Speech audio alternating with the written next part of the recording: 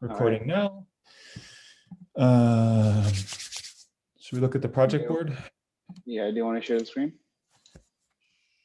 Sure, why don't you share yours? All right, 1 second. Since you're gonna have the better sense of the update for each item. Can you enable screen sharing? Oh, stupid. I'll just make you a co-host or something. Okay, now you're host now. That looks about right. So we have first part of the migrations merged in, which is our basic first pass.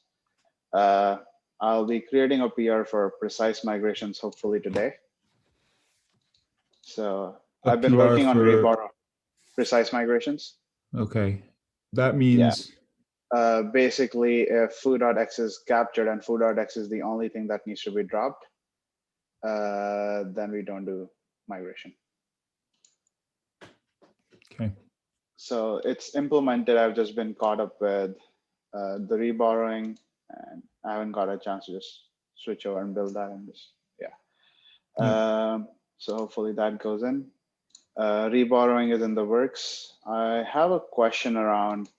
Let's do that later after this, after the update.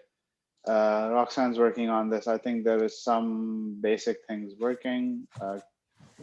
So yeah, she's working on getting the fake reads in. She's not here today, right? I'm not like failing to let her in the. No. She is. Yeah, she has another meeting with her school compiler course stuff at the same time. So this was blocked on the PR that got merged in recently, which was the mutability one, because it was generating fake warnings, well, incorrect warnings. So hopefully this goes in soon. Chris is working on diagnostics on updating that bug and actually updating the borrow checker to use the diagnostic information that's now available. So yeah, first this and that, and Dhruv's going to start working on looking into where is this? Oh, sorry. Basically doing significant drops and dealing with insignificant disruptors. So that's what Dhruv's going to start working on, and he also has just adding some more test cases to our test suite with this feature. Yeah. So after that, I think the main thing that will be left is a little bit around unsafe. This should not be hard to implement. And then adding checks for specific auto rates. Not this one. That's the most tricky one. Yeah, so hopefully in the next couple of weeks, we see a lot more of these just closing and coming to an end. Yes. Okay. Okay, this is really cool. Yeah, okay. Okay. Now, let me just show you about the bug I was talking about. Well, at what point are we? I'm just thinking, my biggest fear still is that we're going to find out that everything works from a like correctness point of view, but we wind up creating closures with way too many fields or something. And I'm wondering, at what point are we going to be ready to do an analysis to figure out if that's the case? I guess we probably land. What we can do, okay, so I don't see what's stopping us from doing that right now, right? Because I'm wondering. What we like, okay, so we can do two things. Either we can use our first pass of migration analysis to just give us a basic sense of idea as to what needs to be dropped, what might, like, what's the basic difference in size difference. And second question is, do we really need that? Because all we need is results of min capture analysis when this feature is enabled, and Basically, that will tell us the number of things we're capturing, and we can compare it to the size of upwards mentioned. I think that's right. And we could even run this, like we could write a custom branch that doesn't even turn the feature on, right? It just runs min capture analysis and warns if it's, Let's say 2x size. I don't know, we should pick some ratio, but let's say more than 10% bigger or something. And then we could do a crater run. Okay, yeah. See how often does that even happen? Yeah, like since that's not going to be hard Why don't at we all. file an issue for that? I can do it if you want, but if we I don't think do it's that- urgent. It's just I would like to track it. Okay, yeah, that makes sense. Also, let me move the one you just added onto the board. Yeah. Unless I don't, yeah. One more issue then. Assessing size overhead from this feature. Let's see, as discussed today, we should create a custom lint that checks how big a closure is when using this feature. This can be done by looking at the results of min capture analysis, even if the feature is disabled, and compares it to the size of a closure using only upvars mentioned. The lint could could trigger if the size increases by more than n%, and we can do a crater run to get a sense of how often that occurs. Something like that. Okay. There. Yeah, it would be. I feel like this is going to be an interesting problem because for small closures, even like let's say you have a closure that prints the x and y coordinates of a point. Now earlier was capturing just p. Now it's going to capture p dot x, p dot y, which is 2, which is 100% increase. Well, but note that I said the size. I would prefer to not measure the number of fields, but the number of bytes. Okay. Which actually wouldn't probably be different in that case. Yeah, in this case it won't be. So. But yeah, I don't know. We may have to refine it. It's just something to keep in mind. Okay. Let's just add that to the board as well. Is it here? Okay.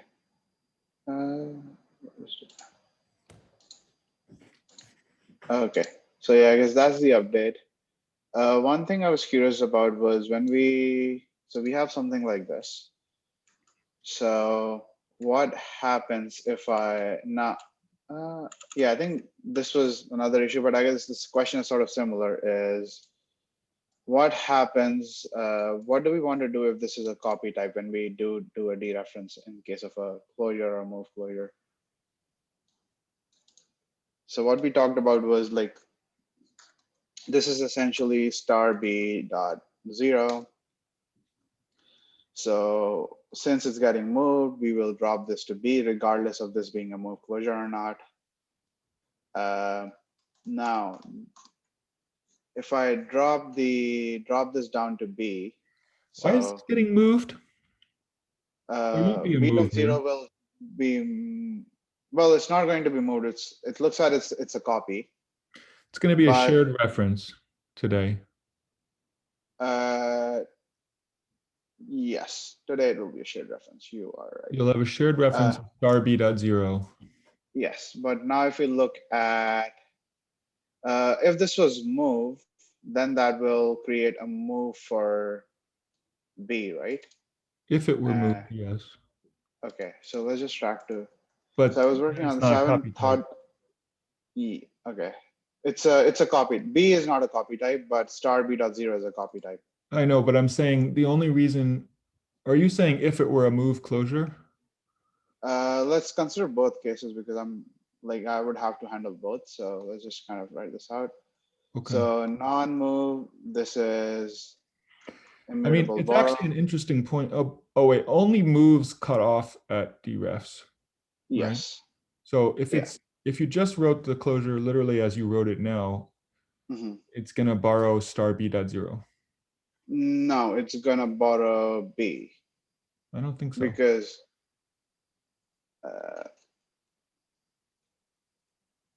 actually you might. Yeah, I think you're right because that's what I was testing. Because there's no move, so it's not gonna. Oh yeah, because yes, because we can just copy this and an immutable borrow will suffice for that. Right. Yeah. But if you Yeah. make it a So move closure, that's different. yes, that will. Oh, sorry.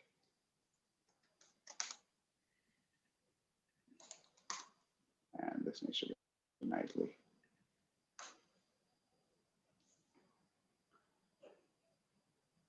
Yeah. So it will then capture Yeah. B. What happens if I just put?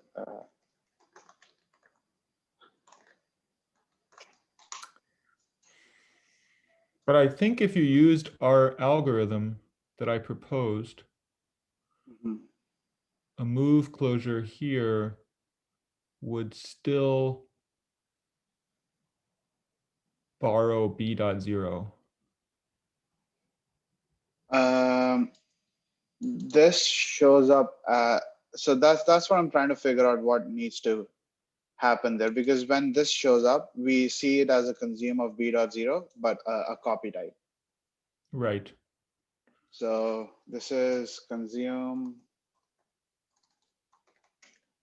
star B.0 and copy. So it's not an immutable thing. Now, since it's a dereference and we do want to consume it, the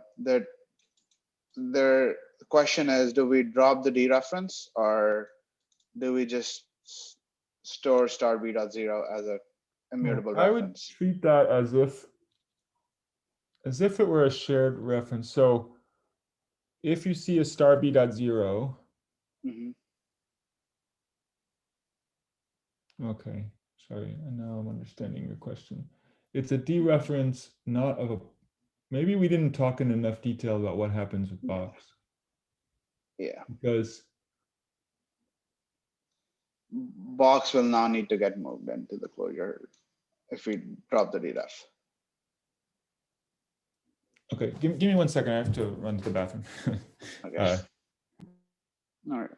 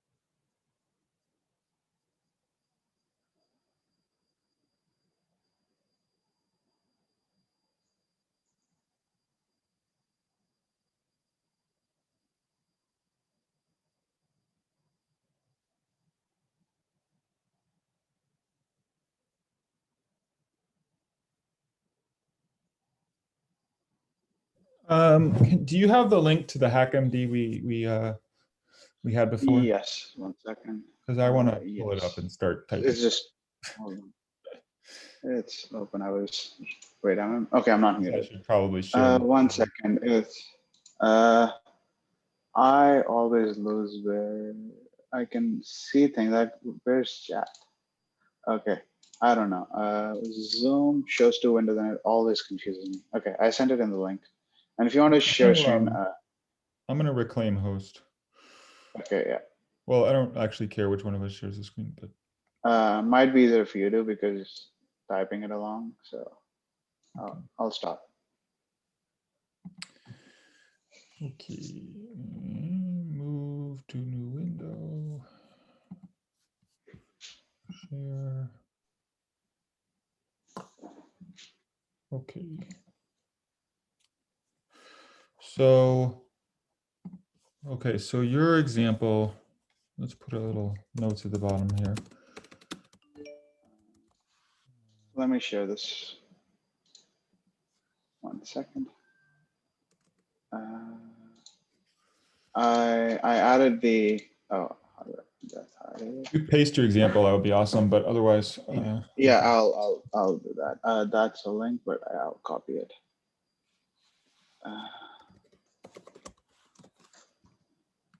Perfect. So don't need all of this. So what we said before, if I scroll up here, right, was we said,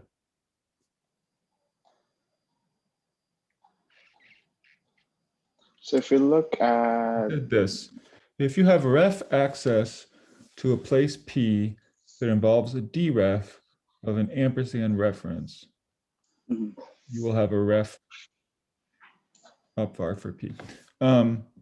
So, right, and here, I guess this is what I was really looking for.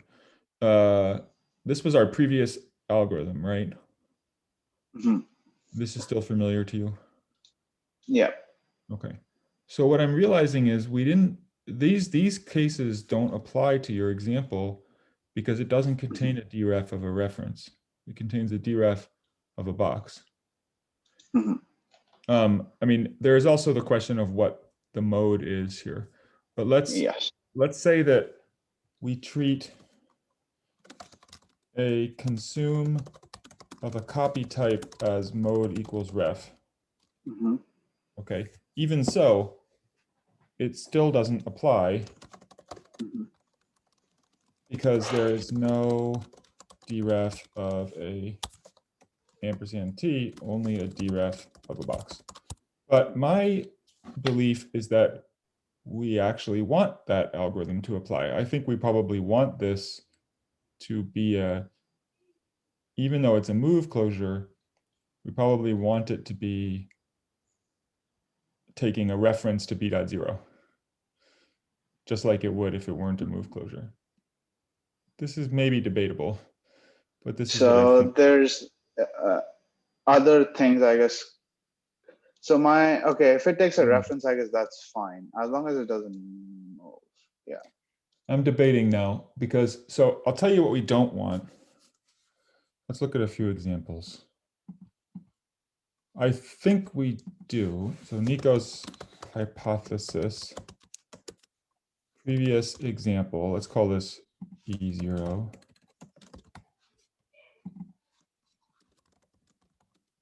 Wants to capture star b.0 by ref. Is that really true? Now, actually, that's probably just not true. So no, I feel like we need to. I think this is wrong because the reason we don't want to do that is it would limit the closure to not outlive the local variable b. And that's the whole point of a move closure is not to have that limit. Right. Also, there would be a distinction between copy versus move type, sorry, copy versus not copy type as well, I think. Because if we just do star b.0 by ref, we cannot, if this was, let's say instead of an integer, this was a string, we cannot just get around by having a reference. Right. Well, it definitely would do that too. And that's not great also, I guess, but that's maybe okay because there may be other distinctions, but regardless, this is absolutely not what we want. So So in that case, I think, yeah, the behavior here just is going to be capturing B. That's all. Okay. So behavior, just capture B. The algorithm above is correct. If they wrote it like, I guess there's another interesting question. No, it doesn't really matter. If you didn't want that, you would have to do something like this. Oh, I'm so sorry. I actually, are you? I don't. Oh yeah, you are sharing your screen. Okay, zoom in weird.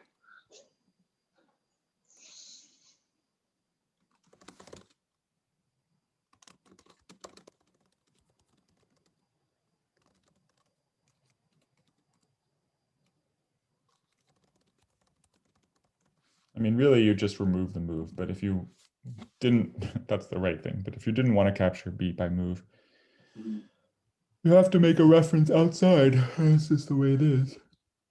Yeah, that makes sense. I'm trying to. Also, this would also mean that the closure is now. So a thing about copy type here would be then this closure we want to make sure is not FN once. One more second. Because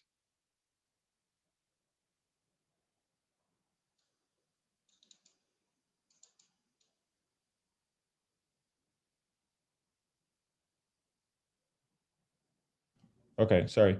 Yeah, but I don't think this closure will be FN once. like if you look at E0, today we mentioned that I guess with the move, yeah, even with the move, if the closure captures just B, actually no, it should still be FN once then. No, it's not going to be FN once under any version. So here's my thought process, and so it's specific to the fact that the type that's being used here is a copy type. We are moving the B box to the closure, and closure never gives up B away. It just gives up the value B.0, which is copied into underscore B. Correct. Which you can do as many times as you want because the ownership is not given away when the function call happens. Correct. Or sorry, closure call happens. Correct. Yeah, so this should be why it is not FN once. No, this is FN once then, right? No. Oh, sorry, this is not FN once. Sorry, this is. Oh, I'm meaning to say this is not FN once. Okay, sorry. I've been misspeaking. Sorry. That's Yeah. okay. I figured we were having a Boolean error here. Yeah. Yeah. And what that tells you is, and I think we said this the last time, but if not, this is a good example of it. In order to decide if something is FN once or not, you don't look at the things it captures, you look at the full places that it accesses somehow. Yeah. Yeah. Okay, yeah, so I think this is what I have, and we can go into discussing about the macro if you want to do that today. Sure. There's not that much to say about it really, but just that we should add one. We decided in the Lang team meeting, we'll call it capture. I think we probably want to start with the simplest possible macro, which is probably something like. Where are you adding this? Is that on the issue? I'm sharing my screen, but I'm putting it into the issue number 40. Okay, sorry. Yeah. I think the simplest possible macro is something like, you know, this isn't great because it doesn't support a trailing,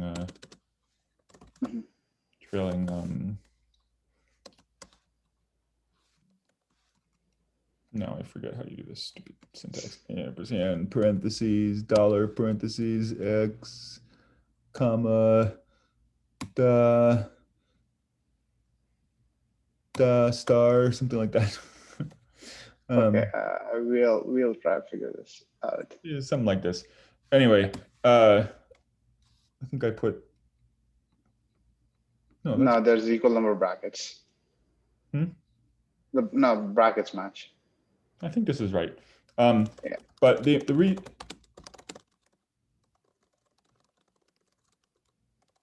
The reason I bring this up is I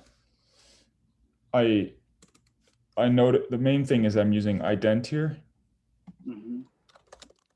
which means that you can write capture y, but not like capture y dot 0 or something. Oh, I see. Yeah. Makes I actually think the latter is an interesting extension.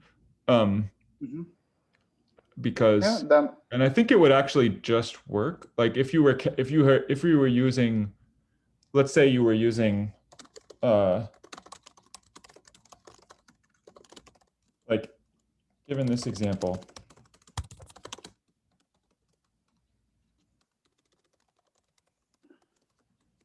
that would just capture X.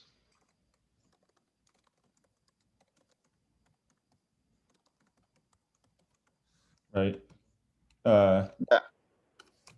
This is not a very exciting example, except to say that you might have one where you use a bunch of subpaths, which would otherwise be 3 different fields, but we capture only the essentially an optimization the user can make.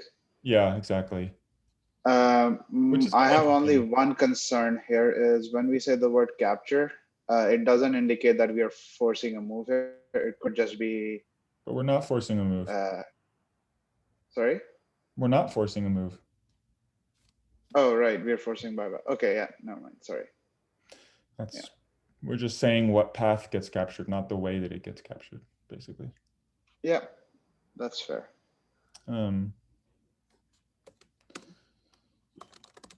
Anyway, I think we probably start with just identifiers, maybe, but it's kind of interesting. Like the chain would just be to change ident to expert, right? Unless basically. I mean, if you have arbitrary experts, it's a little weird because you can put stuff like, things that are not places.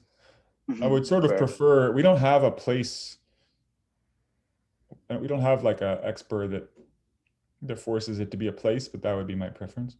You could write the macro, I mean, if you wanted to get all ambitious.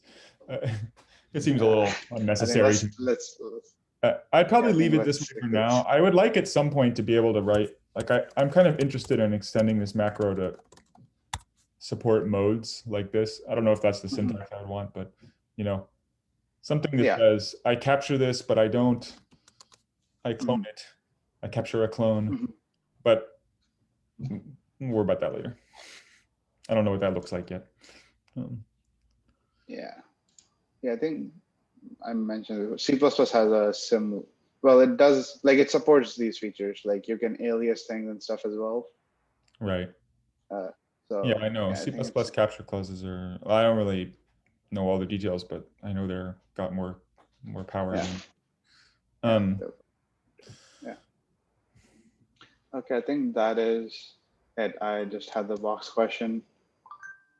Hopefully hopefully I'll create 2 PRs by the end of the day.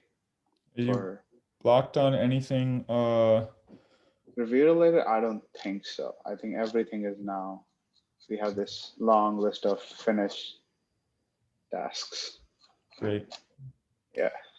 All right. The issue count has.